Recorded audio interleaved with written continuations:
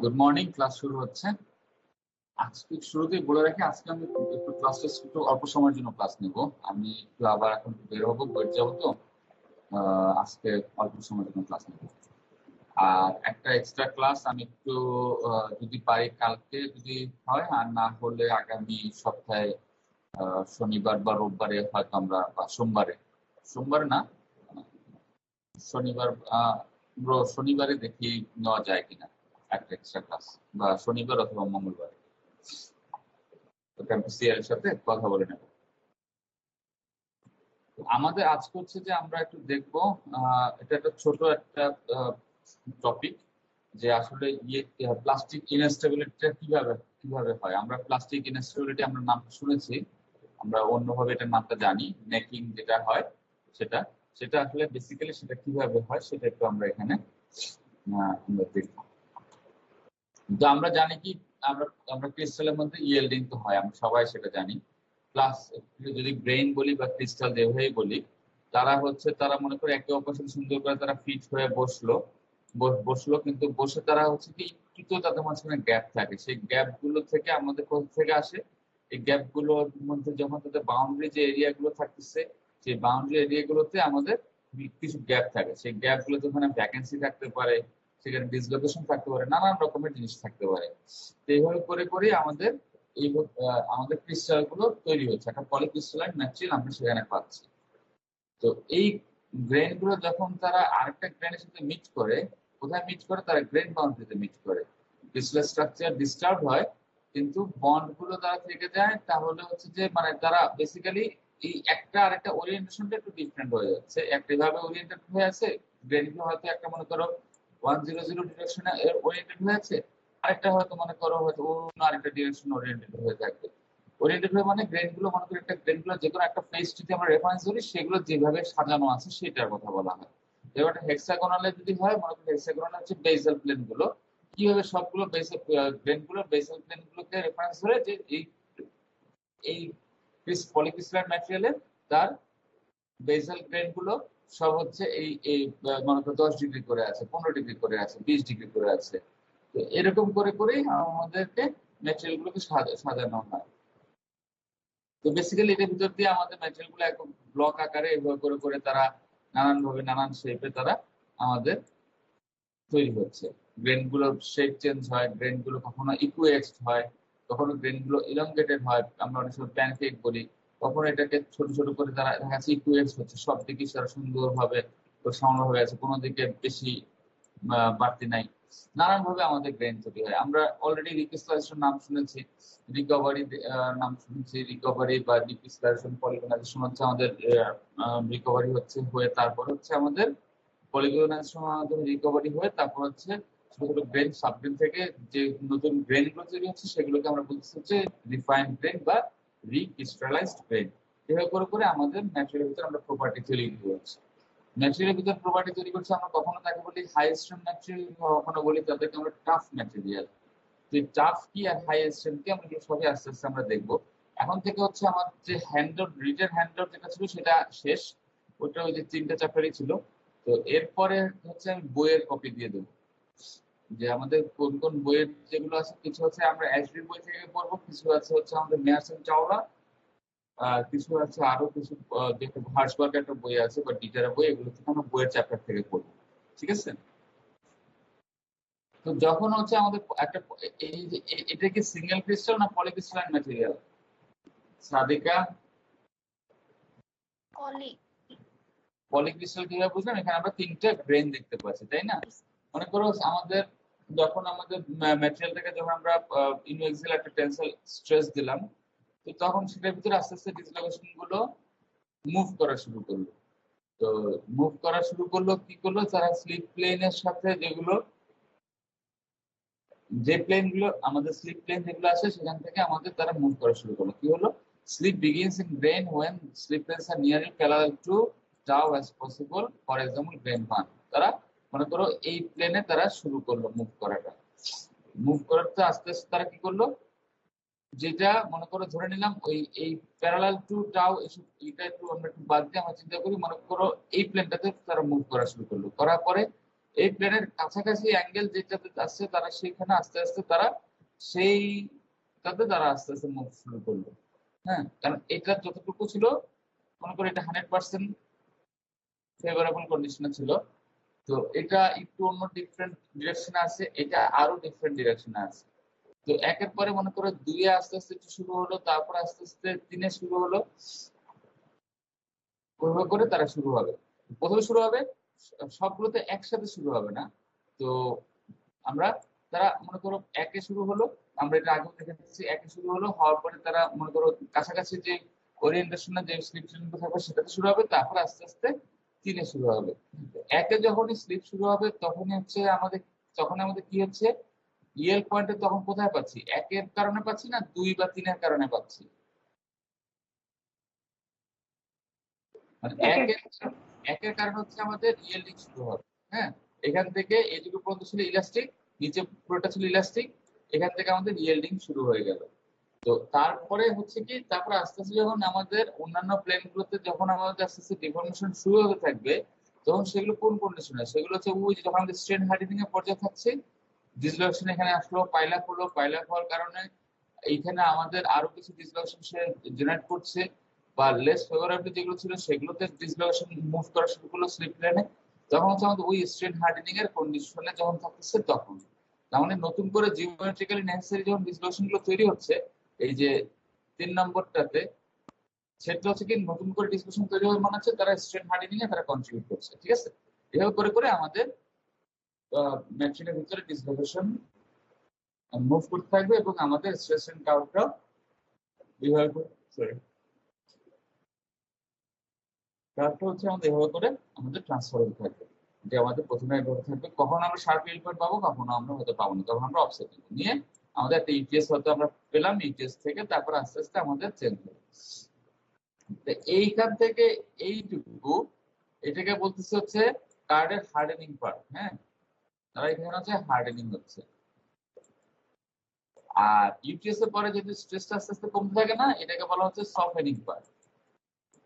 আবার অনেক সময় হয় কি, আমরা যদি হাই টেম্পারেচারে করি বা এরকম করি, মনে করো এই আসলো, আসার পরে দেখা গেলো কার্ভটা ফ্ল্যাট হয়ে অনেক দূর গেলো, তারপরে নেমে গেল, আর কোনো তারা কোনো এরকম কোনো এক্সট্রা কোনো হার্ডেনিং ও দেখায় না, ওরকম কোনো সফটেনিং ও দেখায় না, বাড়ে না। তো এখানে আমাদের অনেক সময় রিক্রিস্টালাইজেশন হওয়ার সময় আমাদের এরকম করে হতে থাকে, বা ও আরো অনেক কারণও হতে পারে, নেগেটিভ জায়গাকে যদি রেজিস্ট করতে পারি তখন এটা হয়, আমরা একটু দেখবো আস্তে আস্তে। তো টোটাল ইয়েল্ডিং হচ্ছে আমাদের, যদি একটা ডিসলোকেশন ইয়েল্ড রেস্ট্রেন্ট বলি, মানে যখন ওই যে পার্ল স্ট্রেস বা যেটার কারণে আমাদের টাও ওয়াইটা বলাটা ঠিক না, শুধু টাও বলি আর কি। হ্যাঁ, যে ডিসলোকেশন গুলোকে মুভ করার জন্য যে পরিমাণ শিয়ার স্ট্রেস তার ভিতরে আমাদের জেনারেট করতে হলো, সেই পরিমাণ স্ট্রেস আসলেই আমাদের কিন্তু ইয়েল্ড স্ট্রেস কিন্তু সেটা না।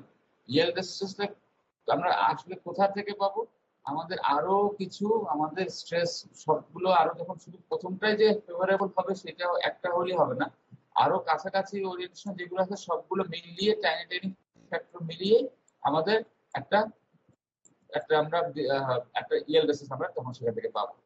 একটা হচ্ছে ডিসলোকেশন মুভ করার জন্য স্ট্রেস, আরেকটা হচ্ছে ওইটা হচ্ছে আমাদের ম্যাটেরিয়াল ভিতরে যে যে শিয়ার স্ট্রেস সেটা, আরেকটা হচ্ছে আমাদের বাইরে থেকে যে আমরা ইনএক্সিয়ালি স্ট্রেস দিচ্ছি, টেনসাইল বা কম্প্রেসিভ, সেই সেই স্ট্রেসটা। তো এখন নরমালি টেইলরস ফ্যাক্টর বলে একটা জিনিস আছে, আমরা শুধু নামটাই জেনে রাখি, অত কিছু আমাদের জানার দরকার নাই। তো শিমিট ল থেকে আমরা কি জানি, tau equals to M sigma, তাই না? তো যখন আমাদের ম্যাক্সিমাম, আমরা ম্যাক্সিমাম যখন হয়, তখন আমরা তাহলে কি বলতে পারি, টাউ ইকুয়ালস টু হচ্ছে 1/√2 1/√2 হাফ সিগমা। তার মানে সিগমা ইকুয়ালস টু হচ্ছে 2 টাউ। এই টাউটাকে যদি আমরা ধরে নেই, এটা যদি আমাদের ম্যাটেরিয়ালের ভিতরে যে ডিসলোকেশন মুভ করার জন্য যে শিয়ার স্ট্রেসটা দরকার সেটা, টেইলর ফ্যাক্টর বলে হচ্ছে আমাদের যে টোটাল ইয়েল্ড রেসিস্ট্যান্স ম্যাটেরিয়াল যেটা হবে, ওইটা হচ্ছে আমাদের সাধারণত 1.5 টাইমস বেশি হয়। এটার ডেরিভেশন আমাদের দরকার নেই, আমাদের একেবারে দরকার নেই। টেইলর ফ্যাক্টর বলে একটা টার্ম, শুধু আমার নামটা শুধু জেনে রাখি, টেইলর ফ্যাক্টর বলে একটা জিনিস আছে, যেটা তোমাদেরকে চ্যাপ্টার 2 এ একটু বলা আছে, ওটা মনে হয় পড়তে বলার নাই, ওটা মনে হয় তোমাদের একটা অ্যাসাইনমেন্টে মনে হয় আমি দিয়েছিলাম, ওটা আমাদের এমনি আর কোনো পড়ার দরকার নেই। টেইলর ফ্যাক্টর যেটা আছে, সেটা সাধারণত বলা হয় যে আমাদের ইএল স্ট্রেস তার থেকে সাধারণত আমাদের 1.5 গুণ হয়। তো এই এক্সপ্রেশনে যদি আমাদের, যদি এখানে আমরা একটা 1.5 একটা ইয়েল স্ট্রেস বসায় দিই, তাহলে আমাদের ডিসলোকেশন এর জন্য যে ইয়েল ডিসলোকেশন মুভ করার জন্য যে পরিমাণ আমাদের শিয়ার স্ট্রেসটা দরকার, তাহলে আমাদের ম্যাটেরিয়ালের ইয়েল স্ট্রেস সাধারণত তার থেকে 3 গুণ হয়। ম্যাট্রিক্সের ইয়েল স্ট্রেস সাধারণত তার থেকে 3 গুণ হয়। এটা জাস্ট একটা এক্সপ্রেশন, এটা একটু আমরা জেনে রাখি। এটা আমাদের মুখস্থ করার কিছু নেই, জাস্ট হচ্ছে ডিসলোকেশনকে মুভ করানোর জন্য যে পরিমাণ শিয়ার স্ট্রেস আমি জেনারেট করছি একটা সিঙ্গেল ডিসলোকেশনকে মুভ করানোর জন্য, সেখান থেকে আমরা তার ইয়েল স্ট্রেস অ্যাটলিস্ট সাধারণত তার 3 টাইমস হয়। ইয়েল স্ট্রেস বলতে কি, ইউনিএক্সিয়াল টেনসাইল যেটা স্ট্রেস সেটা আর কি, ইউনিএক্সিয়াল টেনসাইল বা কম্প্রেসিভ যেটা দিই সেটা। তো আমরা প্লাস্টিক ফ্লো হয় কি জানি, আমরা অবশ্যই শিয়ারের মাধ্যমে আমাদের ম্যাটেরিয়ালের ভিতরে ডিসলোকেশন মুভ করবে। ডিসলোকেশন হচ্ছে আমাদের একটা পার্টিকুলার, আমরা দেখলাম যে মুভ করতেছে টাওয়ের কারণে, যেটা হচ্ছে আমাদের যেখান থেকে আমরা আমাদের ইয়েল স্ট্রেস আমরা ম্যাটেরিয়ালের সিগমা ওয়াই যেটা, সেটা আমরা অলমোস্ট 3 টাইমস বেশি হয়। তো তাহলে অনেক সময় আমরা যে টার্মসটা ব্যবহার করা হয়, এই টাওটা ব্যবহার না করে ফ্র্যাকচার মেকানিক্সে কে টার্মসটা ব্যবহার করা হয়, শিয়ার ইয়েল রেসিস্ট্যান্স। এই জন্য ডিসলোকেশন ইয়েল রেসিস্ট্যান্স কথা বললাম, আর একটা হচ্ছে শিয়ার ইয়েল রেসিস্ট্যান্স, এই টার্মটা হচ্ছে কে ব্যবহার করা হয়। আমরা সিমিট ব্লকের যে এই যে সিগমাটা যেটা করছি, এই সরি সরি এই টাওটাকে হচ্ছে আমরা কে দিয়ে রিপ্লেস করা হয়। তো এই যে 3T যেটা 3 টাও যেটা বলা হচ্ছে, সেটা হচ্ছে ডিসলোকেশন ইয়েল রেসিস্ট্যান্স বলে এটাকে আলাদা করা হচ্ছে। ফ্র্যাকচার মেকানিক্সে আরেকটা টার্মস ব্যবহার করা হচ্ছে, ওইটাকে আমরা সিমিট ব্লকটাকে হচ্ছে আমরা কে দিয়ে প্রকাশ করা হচ্ছে। হ্যাঁ, কে হচ্ছে শিয়ার ইয়েল রেসিস্ট্যান্স, কে এটা হচ্ছে হাফ সিগমা ওয়াই। ওকে, তাহলে এই ছবিটা আমাকে একটু আমরা তো এক্সপ্লেন করতে পারি মনে হয়, আমরা নিজেরাই আমরা পড়েছি পারি জানি, একটু শুনি তো। কে বলতে চাও, নতুন কেউ যার কথা অনেকদিন ধরে শুনি না,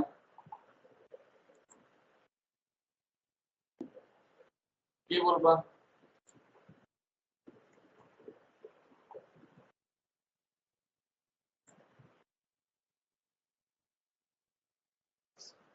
কেউ নাই?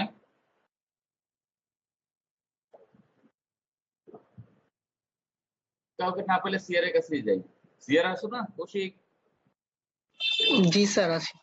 বলো এই ছবিটা জানি কি ছিল? স্যার এখানে আর কি ওই মানে থিটার সাথে ওই শিয়ার স্ট্রেসের মানে সম্পর্কটা কিরকম হবে ওইটা বুঝাইতেছে। আমরা তো জানি স্যার 45 ডিগ্রি যখন অ্যাঙ্গেলটা হয় থিটার, তখন আর কি শিয়ার স্ট্রেসটা ম্যাক্সিমাম পাই আমরা। আর হলো অন্য যে কোনো টেম্পারেচারের জন্য, সরি টেম্পারেচার বলতেছি, থিটার ভ্যালুর জন্যই ওইটা আর কি স্যার ডিফারেন্ট হয়ে থাকে। আর যখন নাকি থিটা 0 হয় তখন স্যার মানে ওই শেয়ারটা হবে না, মানে মানে শেয়ারের ভ্যালুটা তখন 0 হয়ে যাবে আর কি। আর যখন আবার 90 হবে তখন আবার আরেকটা যেটা থাকে ওই যে ল্যামডা, তখন ওইটার মধ্যে আবার 0 হয়ে যাবে। তখন ওইটা আবার স্যার মানে আহ, আহ, কি বলে স্যার, টাওয়ার হলে তখন আবার হ্যাঁ টাওয়ার ভ্যালু আবার 0 হয়ে যাবে আর কি। তা সো 90 তেও 0 হইতেছে, আর 0 তে 0 হইতেছে, আর 45 ম্যাক্সিমাম হইতেছে। সো ওই আর বাকি ভ্যালু গুলো আর কি ওই অনুযায়ী ডিস্ট্রিবিউট করা হয়েছে আর কি। হ্যাঁ, তো আমরা চাই যে আমার শিয়ার স্ট্রেসটাকে একটা পার্টিকুলার ভ্যালুতে আমার পৌঁছাতে হবে, যেই ভ্যালুটাতে না পৌঁছালে আমি এই যে অ্যাটম গুলোকে আমি মুভ করাতে পারবো না, তাই না? তো ওই অ্যাটম গুলো মুভ করার জন্য আমি একটা টাওয়ের একটা ম্যাক্সিমাম ভ্যালু আমাকে পৌঁছাতে হবে। সেই ভ্যালুটা ম্যাক্সিমামটা কখন হবে, আমাদেরকে আমরা করেছি যেটু যে ক্রিস্টালের ওরিয়েন্টেশন থেকে আমরা দেখেছি যে 45 ডিগ্রি বেশি তো আর আমি যেতে পারছি না, 45 ডিগ্রিতে একমাত্র আমি হাইয়েস্ট পাচ্ছি।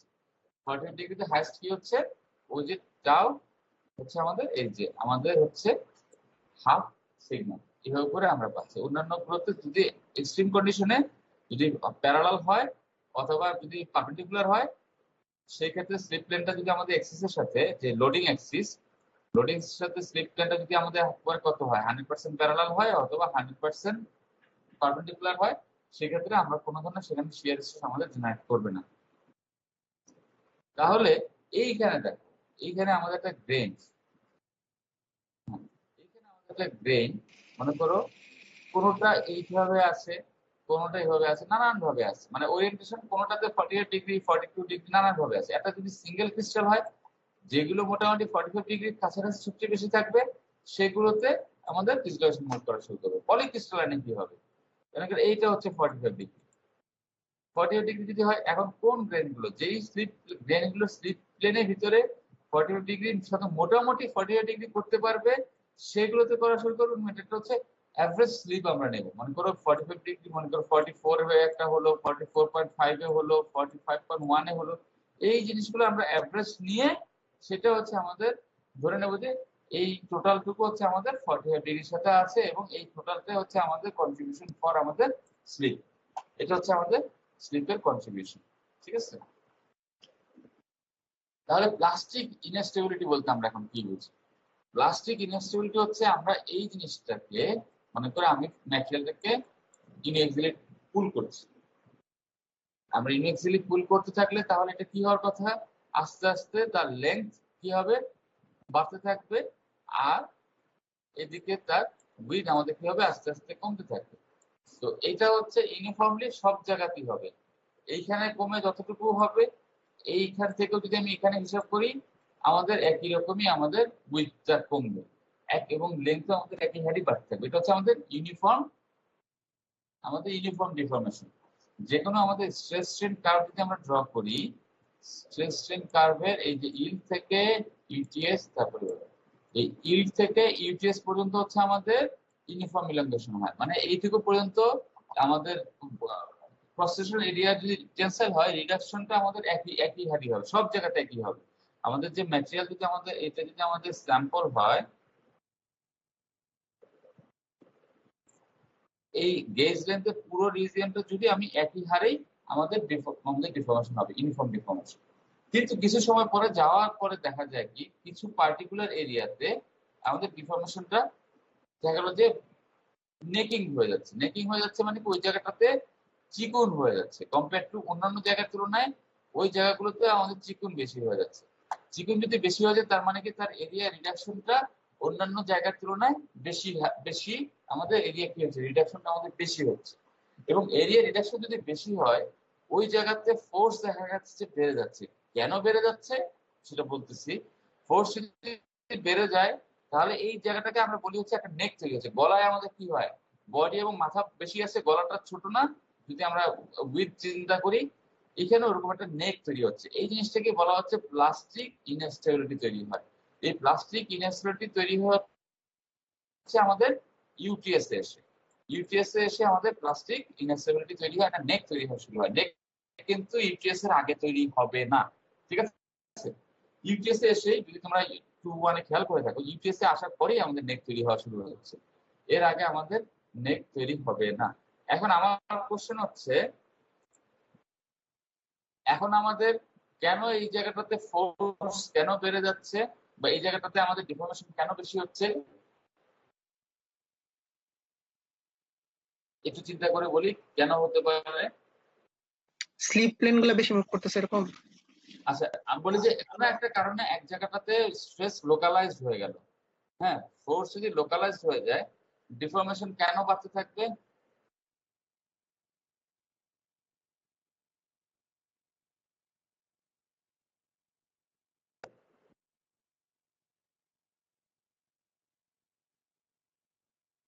লোকালি যদি আমার বেশি স্ট্রেস কোথাও ডেভেলপ করে তার মানে কি হচ্ছে? সিগমা ইকুয়ালস টু আমাদের এফ এ। আমার যদি স্ট্রেস যদি কোথাও বেশি থাকে, বা অন্যভাবে চিন্তা করি, আমার যদি এখানে একটা নেক তৈরি হয়, নেক তৈরি হওয়া মানে কি? এরিয়া কমে যাওয়া না? হ্যাঁ, নেক তৈরি হওয়া মানে কি? আমার এখানে ক্রস সেকশনাল এরিয়া কমে গেছে না বেশি? এই জায়গাটাতে এই রিজিয়নটাতে তো বেশি কমে গেছে অন্যান্য জায়গার তুলনায়। তাহলে যে আমি যদি এখানকার সিগমা যদি ক্যালকুলেট করি, ফোর্স কে যদি আমি এরিয়াতে ভাগ করি, এরিয়াটা ছোট, তাহলে আমাদের সিগমা কি হলো? ভ্যালুটা বেড়ে গেল না? মানে লোকালি এই জায়গাটাতে আমাদের স্ট্রেস বেশি ডেভেলপ করতেছে না? লোকালি যদি আমাদের স্ট্রেস এই জায়গায় বেশি ডেভেলপ করতেছে, এই জায়গায় যদি বেশি স্ট্রেস আমি কোনোভাবে আনতে পারি কম্পেয়ার টু এই জায়গাটাতে, এই জায়গার তুলনায় কোনো একটা জায়গাতে যদি স্ট্রেসটাকে আমি লোকালাইজ করে ফেলতে পারি, আর ওই জায়গাতে স্ট্রেস বেশি ডেভেলপ করতেছে, তার মানে কি হচ্ছে? ওখানে ডিসলোকেশন অ্যাক্টিভিটি বেশি হবে। ডিসলোকেশন অ্যাক্টিভিটি যদি বেশি হয় তার মানে ওখানে আরো লোকালাইজ ডিফর্মেশন আরো বেশি হবে। লোকালাইজ ডিফর্মেশন যদি আরো বেশি হয় তার মানে কি সেই জায়গাটাতে ডিফর্মেশন বেশি হবে। মানে ওই জায়গাটাতে হচ্ছে আমাদের অন্যান্য জায়গার তুলনায় বেশি হারে বেশি হারে ডিফর্মেশন হবে। বেশি হারে ডিফর্মেশন হওয়া মানে কি, ইউনিএক্সেল ক্যান্সেল করছি, বেশি হারে ডিফর্মেশন হওয়া মানে কি, ওই জায়গাটাতে আমাদের উইডথটা বেশি হারে কমে যাবে, লেন্থও বেশি হারে বেড়ে যাবে। তার মানে কি, ওই জায়গাটা একটা নেক তৈরি হয়ে যাবে। বুঝতে পারছো?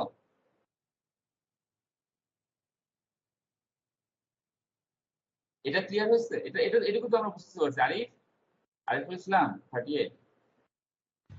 জি স্যার। হ্যাঁ, তাহলে এই এই যে এইটা যে তৈরি হলো, এটা হচ্ছে আমাদের প্লাস্টিক ইনস্টেবিলিটি বলা হয়। ঠিক আছে, এটা হচ্ছে আমাদের প্লাস্টিক ইনস্টেবিলিটি হয়। এবং যদি আমাদের এই ইনস্টেবিলিটি যদি কন্টিনিউয়াস চলতে থাকে, তাহলে সাধারণত ফ্র্যাকচারটা আমাদের ওই নেক রিজিয়ন থেকেই হয়। সেজন্য যখন আমাদের কোনো একটা ম্যাটেরিয়াল ফেল করে, সেজন্য আমরা কি করি, একটা তো হচ্ছে আমরা তো এটাকে চিকন করে রাখি, কিন্তু আমাদের ডিফর্মেশনটা এই এরিয়াতেই হয়, গেজ লেন্থের ভিত্তি হয়। সেজন্য আমরা গ্রিপের তুলনায় গেজটাকে আমরা চিকন করে রাখি। এটা গেল একটা। আর যে জায়গাতে আমাদের নেকিং তৈরি হলো, অফ করো সীমান্ত, ভিডিও অফ করো, ক্যামেরা অফ করো তোমার। যে জায়গাটাতে আমাদের হচ্ছে ডিফর্মেশন হলো, সরি, যে জায়গাতে লোকালাইজ ডিফর্মেশন হলো, সেইখানটাতে আমাদের বেশি হারে ডিফর্মেশন হওয়ার কারণে সেই জায়গাটাতে আস্তে আস্তে চিকন হতে থাকে। যত চিকন হবে তাই আমাদের যত চান্স থাকবে এটা হচ্ছে আমাদের এখান থেকে আমাদের ম্যাটেরিয়ালটা ফেল করে যাবে। সেই জন্য আমরা দেখি যে আমাদের যে জায়গাটাতে অবশ্য নেকিং তৈরি হলো, তোমাদের যদি মনে পড়ে টেন্সার স্যাম্পল গুলো, সরি আজকে আমি না অবশ্য ভিডিও তোমাদের দেখানোর দরকার নেই, এটা তোমাদের তো নিজেরাই সেশনালি করে আসছে। আমরা সাধারণত মাঝখানে যে ফ্র্যাকচার হয় না, যে জায়গাতে নেকিংটা তৈরি হয়েছে সেই জায়গাতেই ফ্র্যাকচারটা হয়। কারণটা কি, নেকিংটা হচ্ছে কোথায়, যে জায়গাতে আমাদের প্লাস্টিক ইনস্টেবিলিটি তৈরি হচ্ছে সেই জায়গাতে, যে জায়গাতে স্ট্রেস লোকালি কনসেন্ট্রেটেড হচ্ছে সেই জায়গাতে। স্ট্রেস কনসেন্ট্রেশন কি কারণে হতে পারে, যদি কোনো কারণে ওই জায়গাটাতে তোমাদের আগে থেকে কোনো একটা ভয়েড থাকে বা পোরোসিটি থাকে বা কোনো যদি কিছুই না থাকে, তাহলে ম্যাটেরিয়ালের ভিতরে অটোমেটিক্যালি আমাদের একটা জায়গাতে ইটিএস পৌঁছানোর পরেই আমাদের ম্যাটেরিয়ালের ভিতরে আমাদের করবে। সাধারণত সেটা মাঝখানে হয়। কেন হয় সেটা আমাদের আবার মেকানিক্সে তুলে দিতে হয়, সেই মেকানিক্স আমরা যাবো না।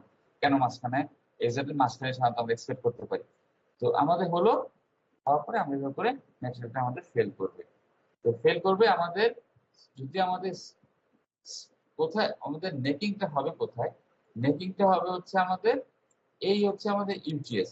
ইউটিএস আসবে এখান থেকে আমাদের নেকিং হচ্ছে করবে, এটা ফেলিওর স্ট্রেস আমাদের জন্য ইম্পর্টেন্ট না, আমাদের হচ্ছে ইয়েল্ড স্ট্রেস আর ইউটিএস হচ্ছে ইম্পর্টেন্ট। এই ইউটিএস থেকে সরি ইয়েল্ড স্ট্রেস থেকে ইউটিএস পর্যন্ত এই রিজন হচ্ছে আমাদের ইউনিফর্মলি তারা ইনভেট করবে। ইউনিফর্মলি ইনভেট করবে মানে এখানে ইলাস্টিক স্ট্রেস সেটা না, সব জায়গাতে একই হারে সে ডিফর্মেশন করবে। ইউটিএস এ পৌঁছানোর পরে যে ডিফর্মেশন রেটটা বাড়বে। এটা একটা ডেরিভেশন আছে, আজকে না, ডেরিভেশনটা আমি তোমাদেরকে নেক্সট করাবো। আমি একটু সিআর সাথে কথা বলে একটা হাফ অ্যান আওয়ার একটা এক্সট্রা ক্লাস নিয়ে নেবো, নিয়ে সেদিন করাবো। আজকে তো আমি ক্লাস এখানে তোমাদের শেষ করে দিচ্ছি। হ্যাঁ, ঠিক আছে, thank you very much, see you later. আর তোমাদের তোমরা মোটামুটি কালকে সবাই ভালো করে রয়েছো। থ্যাংক ইউ, তোমরা ভালো করে চ্যাপ্টারটা পড়াশোনা করেছো। কালকে তোমাদের বেশিরভাগই তোমরা ভালো করেছো। যারা ওই যে একটা কোশ্চেনে যারা দুইটাই আইডেন্টিফাই করতে পেরেছো, তাদেরকে আমি 1 মার্কস একটু বেশি দিয়েছি।